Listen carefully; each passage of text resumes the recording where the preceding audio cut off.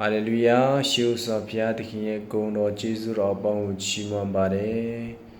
ဒီတရားတော်မူတဲ့ခင်လေးမှာနှုတ်ကပတ်တော်အဖြစ်ပြန်လည်ပြီးတော့ဆင်ခြင်ခွင့်အားယူသွားမှာဖြစ်တယ်ဆိုတော့နှုတ်ကပတ်တော်ကိုသူဖတ်သွားမှာဖြစ်ပါတယ်ဆိုတော့ရှင်ပေတရုဩဝါဒစာပထမစာဆောင်အခန်းကြီး9အပိုင်ငယ်ခွင်တင်တို့ကိုတတိနှင့်ချီရှုတော်မူသောကြောင့်တင်တို့၌စိုးရင်ခြင်းအမှုရှိသမျှတို့ကိုတော်၌အနန္တကြလောတင်တို့ကိုတတိနှင့်ချီရှုတော်မူသောကြောင့်တင်တို့၌စိုးရင်ခြင်းအမှုရှိသမျှတို့ကိုတော်၌အနန္တကြလောဖတ်သွားတဲ့နှုတ်ကပတ်တော်ပေါ်မှာအားလုံးပေါ်မှာကောင်းကြီးမင်္ဂလာတက်ရောက်ပါစေဆိုဒီကနေ့အတူတကွခွာယူဖို့ရန်အတွက်ဒီကြမ်းချက်ကိုခြေခံပြီးတော့ရွေးချယ်ထားတာဖြစ်တယ်အကောင်းစဉ်အနေနဲ့စိုးရင်ချင်းစိုးကြိုးများဆိုပြီးတော့ကျွန်တော်ပေးထားတာဖြစ်တယ်ဆိုတော့စိုးရင်ချင်းလို့ပြောတဲ့အခါမှာဒါဟာလူတိုင်းမနစ်သက်သောစကားလုံးလူတိုင်းမနစ်သက်သောအရာဖြစ်ပါတယ်ဒါပေမဲ့လူတိုင်းနဲ့လည်းမကင်းနိုင်တဲ့အရာဖြစ်ပါတယ်လူတိုင်းကမလို့ချင်တော်ညာလဲလူတိုင်းတယောက်စီမှမရှိလို့မဖြစ်တဲ့အရာဖြစ်တယ်ဒီလောကမှာရှိသမျှလူတွေထဲမှာစိုးရင်ချင်းမရှိတဲ့လူတယောက်မှမရှိပါဘူးနောက်ဆုံးပြောရမယ်ဆိုရင်တိရစ္ဆာန်တွေမှာလည်းပဲစိုးရင်ချင်းဆိုတာရှိတာဖြစ်တယ်အထူးသဖြင့်လူတွေမှာဆိုရင်ပိုဆိုတာဖြစ်တယ်စာဝတ်နေရေးငွေကြီးရေးမိမိရဲ့မိသားစုပညာရေးကျန်းမာရေးရှုထောင့်မျိုးစုံအတွက်ကျွန်တော်တို့ကနေ့စဉ်နဲ့မြတ်စိုးရင်ပူပန်နေတာဖြစ်တယ်ဆိုတော့ဒီစိုးရင်ပူပန်ခြင်းဟာအပြည့်ရဲ့စိုးကြိုးအပြည့်ရဲ့နောက်ဆက်တွဲကြောင့်ဒီနေ့စိုးရင်ခြင်းဟာကျမတို့ရဲ့အသက်တာထဲမှာရောက်လာတာဖြစ်တယ်ဒါကြောင့်ဒီစိုးရင်ခြင်းထဲမှာကကျွန်တော်တို့ရှိနေတော်ညာလဲဒီစိုးရင်ခြင်းရှိသမျှတို့ထဲကနေကျွန်တော်တို့ရဲ့စိုးရင်ချင်းရှိသမျှကိုဘုရားသခင်ရဲ့လက်တော်မှာအနံ့ဖို့ရအတွက်ဒီနေ့ဘုရားသခင်ဟာအလိုတော်ရှိတာဖြစ်တယ်ဆိုတော့ဒီရှင်ပေတရုဩဝါဒစာပထမစာဆောင်ထဲမှာကျွန်တော်ဒီထိုအချိန်ကာလမှာကျွန်တော်ကြည့်မယ်ဆိုရင်ယုံကြည်သူတွေရဲ့အဓိကပြဿနာကဘာတွေလဲသူတို့အဓိကစိုးရင်ရမယ့်အရာတွေဘာတွေဖြစ်မလဲဆိုတာကျွန်တော်ကြည့်မယ်ဆိုရင်အဲ့ဒီချိန်မှာယုံကြည်သူတွေဟာဒီခေတ်တွေကဲ့သို့ကဘာကြီးမှာပြန့်နှံ့ပြီးတော့ကဘာကြီးမှာယုံကြည်သူတွေများနေမှာမဟုတ်သေးဘူးယေရုရှလင်ဤတဝိုက်မှာတလကောဒီရောမအင်ပါယာနဲ့တခုလောက်မှာပဲရှိနေမှာဖြစ်တယ်ဒါကြောင့်မတမ်းမခရိယန်ဆိုတာလည်းနေပါသေးတာဖြစ်တယ်ဒါကြောင့်သူတို့မှလည်းပဲယုံကြည်ခြင်းပိုင်းမှာလည်းပဲနုနယ်မှာဖြစ်တယ်ပြီးတော့ဒီနေ့နတ်ကိုးကွယ်ခြင်းယုတ်တုစင်တုကိုးကွယ်ခြင်းမျိုးထဲကနေပြောင်းလဲလာပြီးတော့ခရိယန်ယုံကြည်သူဖြစ်လာတဲ့နောက်ပိုင်းမှာအတိုင်းဝိုင်းကနေပယ်ချင်းခံရတယ်မိသားစုကနေပယ်ချင်းခံရတယ်ပါဝင်ခြင်းလူတိုင်းဝိုင်းကနေပယ်ချင်းခံရတယ်သူတို့ရဲ့ပွဲလန်းတပင်းတွေမှာလည်းမတက်ရောက်တော့ဘူးယုံကြည်သူခရိယန်အသက်တာကိုလိုက်လျှောက်လာတဲ့အခါမှာသူတို့ဘဝကထီကျန်ဆာမှုတွေလည်းရှိလာမယ်သူတို့ဘဝမှာဆင်းရဲဒုက္ခမြောက်များစွာရင်ဆိုင်နေရမှာဖြစ်တယ်ဒါကြောင့်ဒီအခြေအနေတွေထဲမှာသူတို့ရဲ့စိုးရင်ချင်းပူပန်ရှိသမျှတို့ကိုလည်းဘုရားရဲ့လက်တော်ထဲမှာအနံ့ဖို့ရအတွက်လည်းဒီအကြောင်းအရာကဟောပြခြင်းဖြစ်တဲ့ညီသူဒီကနေ့ကျမတို့အသက်တာအတွက်လည်းပဲတကယ်ခွန်အားယူရမယ်ချမ်းချက်တစ်ချက်လည်းဖြစ်တဲ့ညီသူဒီနေ့ပြန်လဲပြီးတော့ခွန်အားယူသွားကြမှာဖြစ်တယ်စိုးရင်ချင်းစိုးကြိုးများလို့ပြောတဲ့အခါမှာစိုးရင်ချင်းဟာကျွန်တော်တို့ဘဝတက်တာထဲမှာခုနပြောသလိုမစီစေခြင်းတဲ့အရာဖြစ်တော်များလဲရှိနေတာဖြစ်တဲ့အတွက်ဒီအရာကိုကျွန်တော်တို့ကရှိလာပြီဆိုရင်အများဆုံးကျွန်တော်တို့ဖယ်ရှားဖို့ဖြစ်ပါတယ်ဒီအရာတွေစိုးရင်ချင်းတွေကိုကျွန်တော်တို့ထွေးပွေထားပြီးတော့စိုးရင်ချင်းနဲ့ကျွန်တော်တို့နေ့ရက်တိုင်းကိုကြော်ဖြတ်မယ်ဆိုရင်ဒီစိုးရင်ချင်းကနေပြီးတော့ကျွန်တော်တို့ရဲ့တက်တာကိုပါဖြစ်လာစေတယ်လေဆိုရင်ဒီအချက်ကို5ချက်အနေနဲ့ကျွန်တော်အနေနဲ့ဝင်ကတည်ခံသွားမှာဖြစ်တယ်ပထမချက်အနေနဲ့ကစိုးရင်ချင်းရှိလာတဲ့အခါမှာဘာဖြစ်တယ်လဲဆိုရင်စိတ်နှလုံးကို ညူငယ်စေတာဖြစ်တယ်စိတ်နှလုံးညူငယ်စေတယ်စိတ်နှလုံးကိုညှိုးနွမ်းစေတယ်စိတ်နှလုံးကိုမကြမ်းမာစေတဲ့အရာဖြစ်တယ်လို့ကျွန်တော်တွေ့ရတာဖြစ်တယ်ကျမ်းတစ်ပိုက်ပြန်ဖတ်ရအောင်တုတ်တန်ကျမ်းအခန်းကြီး7အပိုက်နဲ့25မှာဆိုရင်လူဤစိတ်နှလုံးတွင်ရှိသောစိုးရိမ်ပူပန်ခြင်းသည်သူ့ကိုညှို့ငြင်စေတတ်၏လို့ပြောထားတာဖြစ်တယ်ပူပန်စိတ်တွေကျွန်တော်တို့မှာကြုံတွေ့နေရတဲ့ဒုက္ခပြဿနာတွေအစမပြေမှုတွေထဲကနေကျွန်တော်တို့ကဖယားကိုမပုံအားဘူးဖယားကိုမပေးဘူးကိုယ်တိုင်ခံစားနေတယ်ကိုယ်တိုင်ဒီပြဿနာတွေကိုစိုးရိမ်နေတယ်ဆိုရင်နံပါတ်1ချက်ကျွန်တော်တို့ဘာဖြစ်လာမလဲဆိုရင်ကျွန်တော်တို့ရဲ့စိတ်နှလုံးပူပန်ခြင်းတို့ရောက်မယ်ညှိုးနွမ်းသွားမယ်ညှို့ငယ်သွားမယ်ငါအခြေအနေငါတလုံးမျိုးဖြစ်တယ် negative side ကိုသွားပြီးတော့ဖယားနဲ့ပူဝေးသွားနိုင်တဲ့အသက်တာကိုရှိလာမှာဖြစ်တဲ့အတွက်နံပါတ်1ချက်အနေနဲ့ကျွန်တော်တို့ကစိုးရင်ခြင်းကိုအသက်တာထဲမှာနေရာမပေးဖို့ဖြစ်တယ်နံပါတ်2ချက်အနေနဲ့ပြန်ပြီးတော့ခွာပေးခြင်းတဲ့အကြောင်းအရာကယုံကြည်ခြင်းကိုလည်းအားနည်းစေတာဖြစ်တယ်ဒီစိုးရင်ခြင်းကကျွန်တော်တို့အသက်တာထဲမှာရှိလာပြီးနေရာယူလာပြီးဆိုရင်ဘာဖြစ်တယ်လဲဆိုရင်ဒုတိယချက်နေတဲ့ယုံကြည်ခြင်းကိုလည်းထိခိုက်လာတယ်ယုံကြည်ခြင်းပိုင်းမှာလည်းအားနည်းလာတာဖြစ်ပါတယ်ဆိုတော့ချမ်းချက်တစ်ချက်ပြန်ဖတ်ရအောင်နှစ်ချက်လောက်ဖတ်ခြင်းတယ်ရှင်မတဲ့အခန်းကြီးအခန်းကြီး6အပိုင်းငယ်31-32ကိုကြည့်တဲ့အခါမှာထို့ကြောင့်အဘယ်သို့စားတော့ရမည်အဘယ်သို့ဝိယအနီဟု၍မစိုးရင်ကြနှင့်ထိုအရာများကိုသာသနာပလူတို့သည်ရှာဖွေတတ်ကြ၏ထိုအရာများကိုသင်တို့သည်အတုံးလိုကြောင်းကို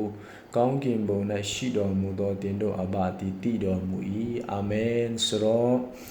စိုးရင်ချင်းဒီစိုးရင်ချင်းတွေကဘသူတွေရှိမှရှိတယ်လဲဆိုသာသနာပလူတွေပေါ့နော်မယုံကြည်သူတွေမှာရှိနေတာဖြစ်တယ်ယုံကြည်သူတွေကြတော့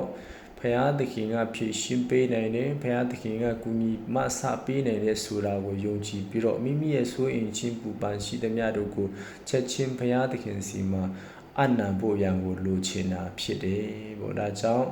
ဒီအရာတွေကိုဘုရားသခင်ဒီမှာမပေးဘူးဘုရားသခင်ထံမှာမအနံဘူးကိုယ့်ရဲ့ပူပန်မှုတွေဝင်ထုတ်ဝင်ပိုးတွေကိုကျွန်တော်တို့ကတွေးပွေထားပြီးဆိုရင်ဘာဖြစ်တယ်လဲဆိုရင်ကြာလာတဲ့အခါမှာယုံကြည်ခြင်းပိုင်းမှာအားနည်းလာတယ်ယုံကြည်ခြင်းပိုင်းမှာတဖြည်းဖြည်းကြာလာတာကိုကျွန်တော်တို့အသက်တာထဲမှာမြင်ရတာဖြစ်တယ်ဒါကြောင့်ယုံကြည်ခြင်းအားနည်းစေတဲ့အရာတွေအများစွာထဲမှာလည်းကျွန်တော်တို့စိုးရင်ခြင်းတွေရှိလာတဲ့အခါမှာယုံကြည်ခြင်းကိုထိခိုက်လာတဲ့ယုံကြည်ခြင်းပိုင်းမှာလည်းပဲအားနည်းလာတာဖြစ်ပါတယ်အဲ့လိုမျိုးယုံကြည်ခြင်းအားနည်းလာပြီဆိုရင်ဖယားဘုံတော်လည်းကျွန်တော်တို့အသက်တာထဲမှာညှိုးနွမ်းစေတာဖြစ်တယ်ဆိုတဲ့အရာကိုကျွန်တော်တို့ဒုတိယချက်အနေနဲ့ဟောပြလိုတာဖြစ်တယ်တတိယချက်အနေနဲ့သုံးချက်အနေနဲ့နှုတ်ကပတ်တော်အတီးကိုလည်းမတီးစေနိုင်ဘူးပေါ့နော်တစ်ဖက်ကဆိုရင်ခရစ်ယာန်အသက်တာထဲမှာအတီးတီးရမယ့်အရာတွေရှိပါတယ်ဒီအရာကိုလည်းကျွန်တော်မတီးနိုင်ဘူးဖြစ်တယ်ဆိုတော့ဒီအရာနဲ့ပတ်သက်ပြီးနောက်ကျမ်းချက်တစ်ပတ်ကိုကျွန်တော်ဖတ်ကြားလိုတာဖြစ်ပါတယ်ဆိုတော့ရှမာကုအခန်းကြီး၄အပိုင်ငယ်19မှာကြည့်တဲ့အခါမှာလောကီအမှုဆိုရင်ချင်းစီစဉ်ဥစ္စာဤလက်စားခြင်းကျွန်းသောအရာကိုတတ်မှတ်ခြင်းစိတ်တို့သည်တရားစကားကိုလွှမ်းမိုးငင်းဆဲတတ်သောကြောင့်အတီးမတီးနိုင်ဟုဆိုသည်အာမင်ဆိုတော့ခရိယန်အသက်တာဟူသည်အတီးတီးသောအသက်တာဖြစ်ရမှာဖြစ်တယ်အဲ့ဒီအတီးတီးဘာတီးရမလဲဆိုနှုတ်ကပတ်တော်အတီးခရစ်တော်ရဲ့တွင်တင်ခြင်းခရစ်တော်ရဲ့တွင်တင်ဆုံးမခြင်းခရစ်တော်ရဲ့တွင်တင်ဆုံးမမှုတွေထဲမှာကျွန်တော်တို့ကရှင်သန်ကြီးထွားပြီးတော့နေ့ရက်တိုင်းမှာတို့ခရစ်တော်ကျွန်တော်တို့ခရိယန်ဖြစ်ခြင်းဒီအတီးတီးရမှာဖြစ်တယ်ဒီအရာတွေကိုကျွန်တော်တို့စိုးရင်ချင်းတွေရှိလာတဲ့အခါမှာဘာဖြစ်တယ်လဲဆိုရင်အတီးမတီးနိုင်ဘူးအတီးမတီးနိုင်တဲ့အခါမှာ သူတပါအတွက်ရှေ့မှာဖျားဘုံတော်လည်းမထင်ရှားနိုင်ဘူးဒါကြောင့်ဒီအရာတွေကိုကျွန်တော်တို့ဖျားသခင်စီကနေထမ်းမှာအနံပြီးတော့အတီးတီးတဲ့ခရိယန်တက်တာကိုရှောင်လန်းနိုင်ဖို့ရတယ်ကျွန်တော်တို့မှာဆိုရင်ချင်းရှိလာပြီဆိုရင်ဖျားသခင်ကိုပုံအပ်ဖို့ဖြစ်ပါတယ်ဆိုတဲ့အကြောင်းကိုသုံးချက်အနေနဲ့ပြန်လည်ပြီးတော့ဖော်ပြလိုတာဖြစ်တယ်လေးချက်အနေနဲ့ငြိမ်သက်ခြင်းကိုလည်းဆုံးရှည်တာဖြစ်တယ်ကျွန်တော်တို့တက်တာထဲမှာငြိမ်သက်ခြင်းကိုလည်းရှုံးစေတာဖြစ်တယ်ကြမ်းချက်နောက်တစ်ချက်ပြန်လည်ပြီးတော့ဖတ်လိုတာဖြစ်ပါတယ်ဆိုတော့ဖိလိပ္ပိဩဝါဒစာခန်းကြီးလေးအပိုင်းငယ်6ခုနှစ်ကိုဖတ်ချင်ပါတယ်အဘယ်မှုကိုမြတ်ဆိုရင်ခြင်းမရှိပဲအရာရာနဲ့ဂျေဇုတော်ကိုချီးမွမ်းခြင်းနဲ့တကွာဆုတောင်းပတ္ထနာပြုသောအားဖြင့်တင်းတို့တောင်းပန်လိုသောအရာများတို့ကိုဘုရားသခင်အားကြားလျှောက်ကြလော့ထို့သို့ပြုလျင်အဘယ်သူမြတ်ကြံ၍မမီနိုင်သောဘုရားသခင်ငြိမ်သက်ခြင်းသည်ယေရှုခရစ်အားဖြင့်တင်းတို့၏စိတ်နှလုံးတို့ကိုဆောင်းမလိမ့်မည်အာမင်ဒီနေ့ဒီနေရာမှာလည်းကျွန်တော်တို့ကြည့်မယ်ဆိုရင်အဘယ်အမှုကိုမြတ်ဆိုရင်ချင်းမရှိပါနဲ့လို့ပြောတာဖြစ်တယ်နှုတ်ကပတ်တော်ကဆိုရင်ချင်းရှိလာတဲ့ခါမှာဘာဖြစ်တယ်လဲဆိုရင်ငြိမ်သက်ခြင်းထို့သောပြုလျင်အဘယ်သူမြတ်ဂျာ၍မမြင်နိုင်သောဘုရားသခင်ထံမှငြိမ်သက်ခြင်းဒီယေရှုခရစ်တော်အဖြစ်ကြိုးရလာမှာဖြစ်တယ်လို့ပြောတာဖြစ်တယ်ဆိုတော့ဆိုရင်ချင်းတွေနဲ့ကျွန်တော်တို့ပြည့်နှက်လာပြီဆိုရင်ချင်းနဲ့ကျွန်တော်တို့ရဲ့တက်တာလွှမ်းမိုးလာပြီဆိုရင်တော့ဘုရားသခင်စီကနေရရှိတဲ့ဘုရားသခင်ပေးအပ်တဲ့ငြိမ်သက်ခြင်းတွေလည်းကျွန်တော်တို့ကနေရာမယူလာတော့ဘူးဆိုရင်တဖြည်းဖြည်းအသက်တာခန်းချောက်လာမှာဖြစ်တယ်ဒါကြောင့်ဆိုရင်ချင်းရှိလာတဲ့ခါမှာဒီရာကျွန်တော်ဘဝတက်တာကိုစိုးကျိုးဖြစ်စေနိုင်တာဖြစ်တဲ့အတွက်ငြိမ်သက်ခြင်းတွေကိုလည်းယူဆောင်ပေးနိုင်တယ်ဝမ်းမြောက်ခြင်းတွေကိုလည်းယူဆောင်သွားပေးနိုင်တာဖြစ်တဲ့အတွက်ဒီဆိုရင်ချင်းကိုကျွန်တော်ဖန်ရှားဖို့ဖြစ်တယ်ဘုရားသခင်ရဲ့လက်တော်ထဲမှာအနံ့ဖို့ဖြစ်ကြောင်းကိုလေးချက်အနေနဲ့ဖော်ပြလိုတယ်နောက်ဆုံးအချက်အနေနဲ့5ချက်အနေနဲ့ဆိုရင်ချင်းတွေရှိလာတဲ့ခါမှာဒီ5ချက်အနေနဲ့ကဒီဆိုရင်ချင်းကကျွန်တော်တို့ရဲ့ပြဿနာကိုဘာမှမဖြေရှင်းနိုင်ဘူးဆိုတာကျွန်တော်တို့နားလည်ဖို့အရေးကြီးပါတယ်ဒီဟာနဲ့ပတ်သက်ပြီးတော့နောက်ကြမ်းချင်တစ်ချက်ကျွန်တော်ဖတ်လိုပါတယ်ဆိုတော့ရှင်မာသဲခရစ်ဝင်ကျမ်းအခန်းကြီး6အပိုင်းငယ်29မှာကျွန်တော်တို့ဖတ်တဲ့အခါမှာ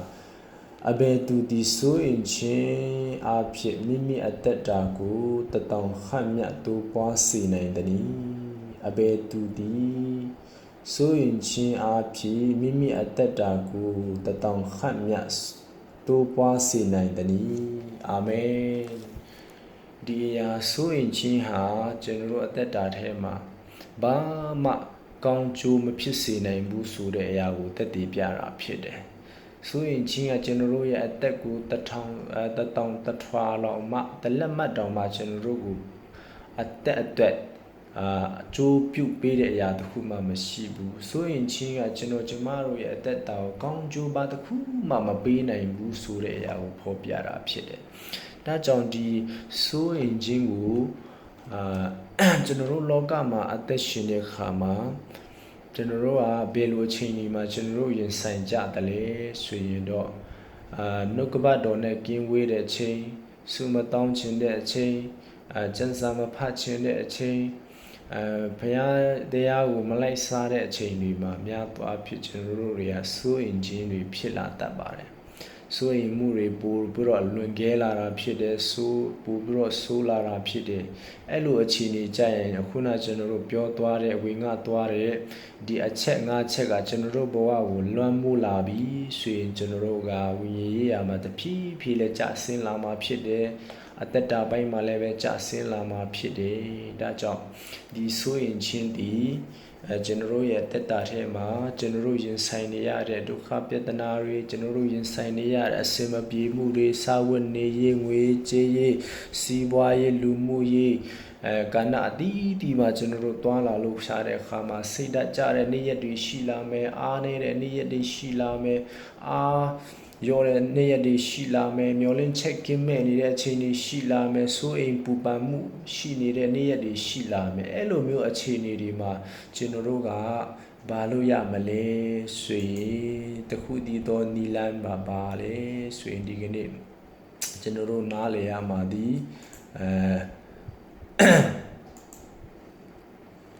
တင်တို့ကိုတတိနှစ်ကြည့်ရှုတော်မူတယ်တဲ့ကျွန်တော်တို့နားလည်ရမှာကကျွန်တော်တို့ကိုအစင်အမြဲတတိနှစ်ကြည့်ရှုတော်မူပြီးတော့ကျွန်တော်တို့နဲ့အတူရှိတော်မူသောဘုရားသခင်ရှိတယ်ထိုဘုရားသခင်အေမာနွေလဘုရားသခင်ဟာကျွန်တော်တို့နဲ့အတူရှိတယ်ကျွန်တော်တို့အထဲမှာကျင်းဝတ်တဲ့ဘုရားရှိတယ်ကျွန်တော်တို့နဲ့အတူရှိတယ်ကျွန်တော်တို့ကိုလမ်းပြပေးဖို့ကျွန်တော်တို့ကိုကွယ်ကာပေးဖို့ကျွန်တော်တို့ကိုနှစ်သိမ့်ပေးဖို့ရန်အတွက်တင်ရှင်သောဝိညာဉ်တော်ဘုရားလည်းကျွန်တော်တို့မှာရှိတယ်ဆိုတာကိုနားလည်ဖို့ဖြစ်တယ်တင်တို့ကိုတတိနဲ့ကြည့်ရှုတော်မူသောကြောင့်တင်တို့နဲ့စိုးရင်ခြင်းအမှုရှိသမျှတို့ကိုကိုတော်တိုင်အနန္တကြပါဟာလေလုယာယေရှုတင်တဲ့ဆိုတော့ဒီနေ့မှာ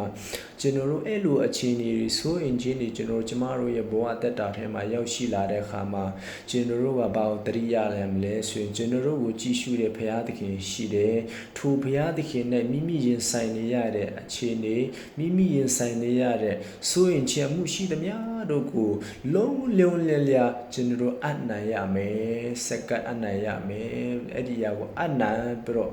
ပေးတဲ့အခါမှာကျွန်တော်တို့ပေးတာဒီဘုရားသခင်လက်တော်နဲ့ကျွန်တော်တို့ပေးအပ်တာဒီစိုးရင်ချင်းကျွန်တော်တို့ဝင်ထုတ်ဒီအားလုံးကိုပေးတော်ညာလဲဘုရားသခင်စီကနေကျွန်တော်တို့ပြန်ရမယ်အရာဒီပါလဲဆိုရင်ငြိမ်သက်ခြင်းနဲ့ဝမ်းမြောက်ခြင်းကောင်းခြင်းမင်္ဂလာတွေကိုတဖန်ပြန်ရမှာဖြစ်တယ်စင်မှန်တဲ့ဘုရားသခင်စီကနေလာတဲ့ငြိမ်သက်ခြင်းမှုမျိုးခြင်းတွေကိုကျွန်တော်ပြန်ရလာမှာဖြစ်တဲ့အကြောင်းလေးဝင်ငါရင်နဲ့တလောင်းနဲ့ဒီကုန်းချုပ်လို့တာဖြစ်ပါတယ်ဂျာနာတို့ရောက်စီတိုင်းပေါ်မှာဖျက်ရှင်အတိတ်တပံကောင်းကြည့်ပေးပါစေအနေငယ်ဆုတောင်းပြီးတော့ဆုံးတတ်လိုပါတယ်ကောင်းမြတ်သောဖျားကိုရောကိုယေရှုတင်တဲ့ဒီကနေ့လောကကြီးဟာပူလောင်ပြီးတော့ခက်ခဲပြီးတော့ပြဿနာတွေနဲ့ပြည့်နှက်နေတဲ့ဒီလောကကြီးထဲမှာနေ့တိုင်းကျွန်တော်ကျမတို့အသက်ရှင်တဲ့အခါမှာ